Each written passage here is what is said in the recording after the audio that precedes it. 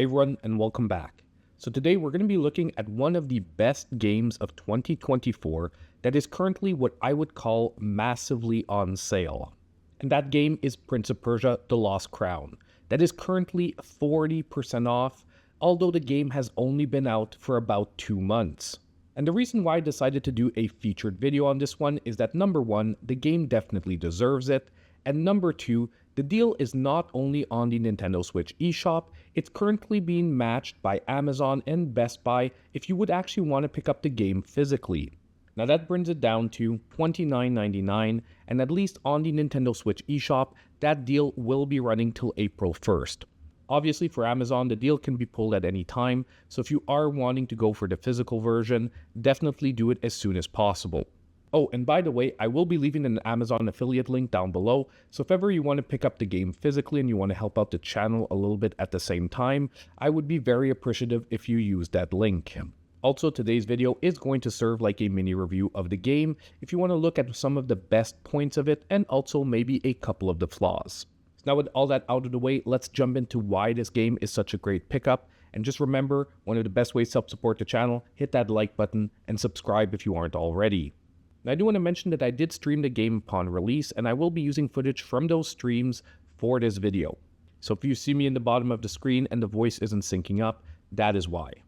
Now, first of all, this game really came as a surprise because it released at the end of January, which is normally a very dead month for gaming, and we rarely get big or high quality releases. I do also want to take a couple of seconds to look at the Metacritic score, because on the Nintendo Switch, it is sitting at an 88 with 28 reviews in. And even across all platforms, it's sitting at an 86 with 84 critic reviews in. Now you can say what you will about Metacritic, and I do agree when there's less than a dozen reviews, the score can be somewhat manipulated, but when there's this many glowing reviews, you can definitely trust that this is a high quality and really good game. Now, for those of you who are unfamiliar with the Prince of Persia series, this is a reboot or reinvention of the series, which is very long running. And many would agree that its high point was the early 2000s with Prince of Persia: Sands of Time, Warrior Within, and The Two Thrones, which at that time had totally redefined the 3D action platformer genre. However, if you've played those games, you will definitely realize that it spawned and inspired the Assassin's Creed series. And although that series went on to doing great things, the problem is Ubisoft couldn't have two properties that basically were based on the same type of gameplay. And since that point, the series has sort of lost itself and been searching for its own identity. Sometimes, however, the path forward starts by taking a step back, and that's exactly what the series did, going back to its 2D roots, and rather reinventing itself as a 2D action Metroidvania. And at least for me, going into that genre was a great move. And to me, the best part of the overall gameplay, what felt the best, is the absolutely amazing movement system throughout the game. The movement system is so fluid and so satisfying that it honestly is one of the best examples of the genre.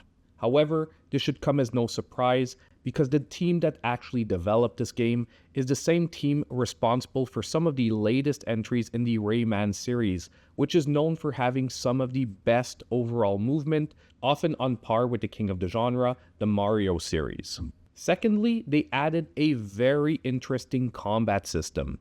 Now, the combat system does rely heavily on the parrying mechanic, which is a strength and, at least to me, a flaw at the same time. Because although it is satisfying and sometimes even leads to small cutscenes, I do think they over-relied on it towards the end of the game. And it sometimes led to breaking up that awesome flow that the gameplay had, where you'll be staring down an enemy, waiting for them to launch their attack so that you can parry. But this is only a minor gripe, because overall, once again, as I said, the combat system and movement system is one of the best in the genre in my opinion. The visuals and production value are also very high quality, really transporting you to the Persian world that they're trying to create, and really deliver on some visually stunning moments, especially during the boss fights. Sound design for me also matched perfectly up with the gameplay, with some great background soundtracks, and once again also some high energy highlights during those boss fights. The map is also very interesting and just large enough to give you that nice sense of exploration without being overwhelming. And it still offers a very respectable about 16 hours of gameplay for a simple playthrough, and for completionists, you can spend almost double that time, somewhere around the 30-hour mark. The storyline is also a fresh reset for the series.